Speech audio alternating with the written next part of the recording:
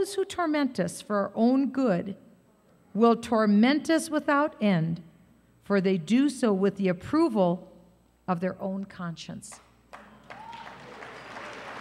Woo!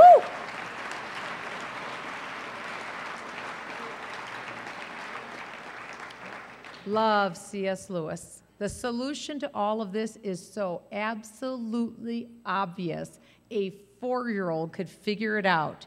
You don't spend more than what you take in. Somebody getting an allowance figures that out. But it's not so obvious to that cabal that surrounds Speaker Pelosi and Harry Reid and Barack Obama. It is only constitutional conservative leadership that is going to get us there. And I'm not talking Republicans. I am talking constitutional conservative leadership. That's what we need going forward.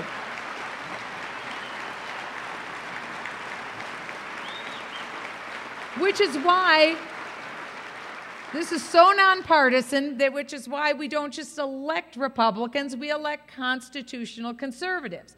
But the other thing we need to remember is that when constitutional conservatives get in office and run the show, they also need to elect constitutional conservative leadership within their caucuses, constitutional conservatives to lead them. Because the leadership team makes all the decisions. And the public's patience right now with Republicans is about this thin. That's it. They're leaving Democrats by the droves, but you may have noticed they're not running to the Republican banner. And it's because they don't trust them, for good measure. But in the chance that Republicans get this gavel, which is a likelihood if we all work real hard, what we need to remember is that the leadership must be one of constitutional conservatives, because if we blow this chance, we're not just blowing politics for the well-foreseeable future. It's our country that we could lose. It is our nation.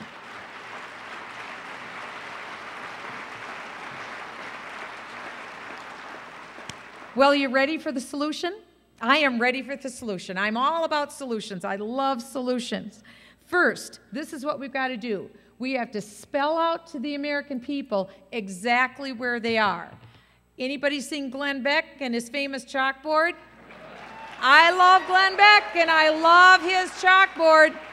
That's what we need to do for the American people. They are not dumb. The American people are very intelligent. They're reasonable, fair-minded, wonderful people. Just spell it out for them, the facts of where we're at right now, and they'll come to their own conclusion. This won't even be difficult. Just explain to the American people clearly, forthrightly. We'll get a great candidate like Bill Armstrong who can speak in complete sentences and who can make the case, and we will get the American people on our side. Then second, we have to teach the American people to cherish the miracle that's America.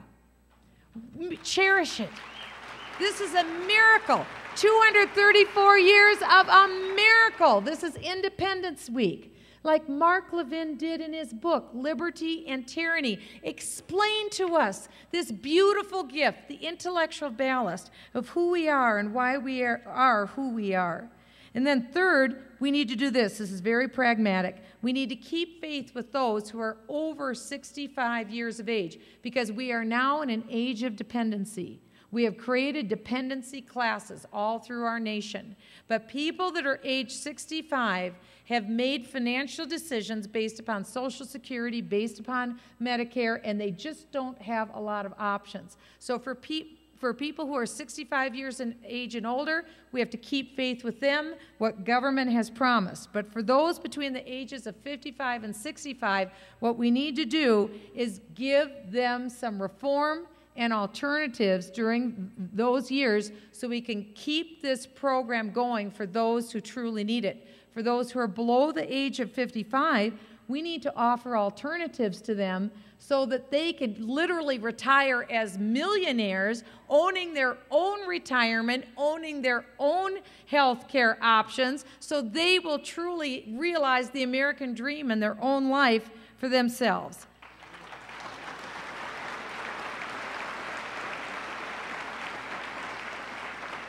And that may sound good, but I'm just telling you, we've run out of options.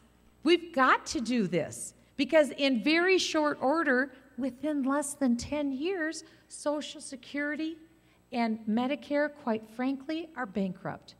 And PolitiFact and organizations like that all the time say, Michele Bachmann, you are such a liar by saying they're bankrupt.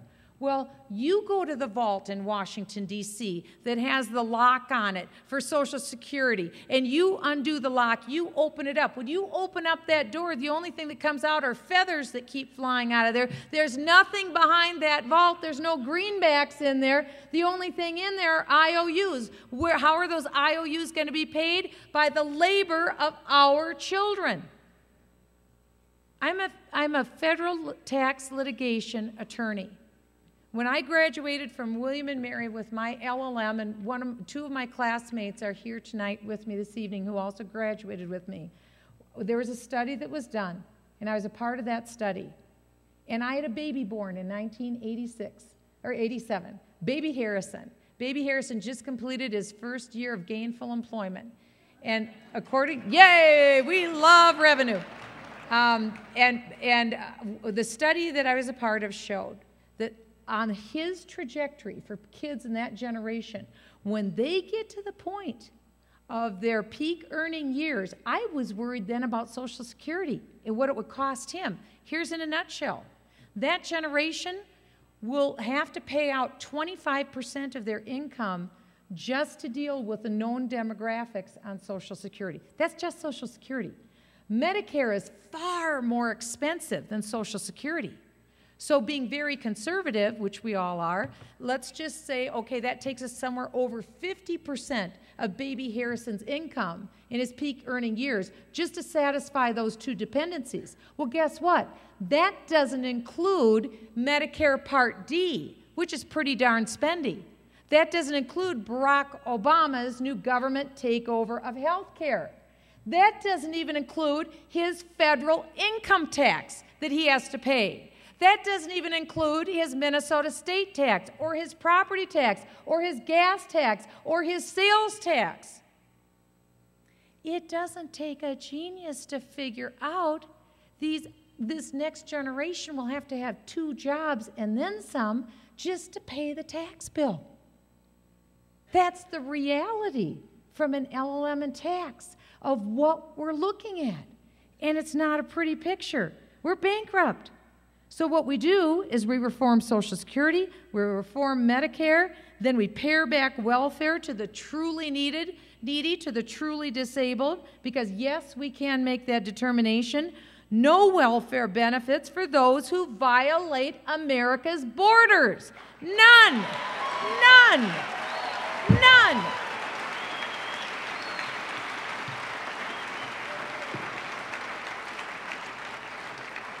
And here's something novel that President Obama hasn't tried yet. Close and secure America's borders. God bless Governor Jan Brewer. May she have a long, healthy life. Hey, she could be your vice president. That's a great ticket. That's a great ticket. Then we significantly actually cut the federal budget. We actually cut it. We don't just trim the rate of growth. Then we limit our foreign entanglements for America. Then we cut spending first. That's it. That's exactly what we got to do. We cut spending first. And I think for constitutional conservatives like us, we could just get our heads together. It would take us, I think basically, I figured out a long weekend to do that. We could get that done in a long weekend. I have great faith in you. Remember, you're obviously intelligent, besides being extremely good looking.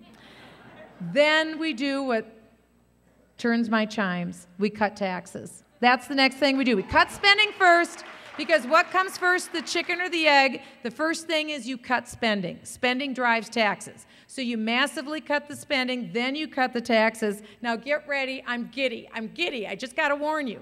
The first thing we do is we zero out cap gains taxes for 5 years. Zero it out.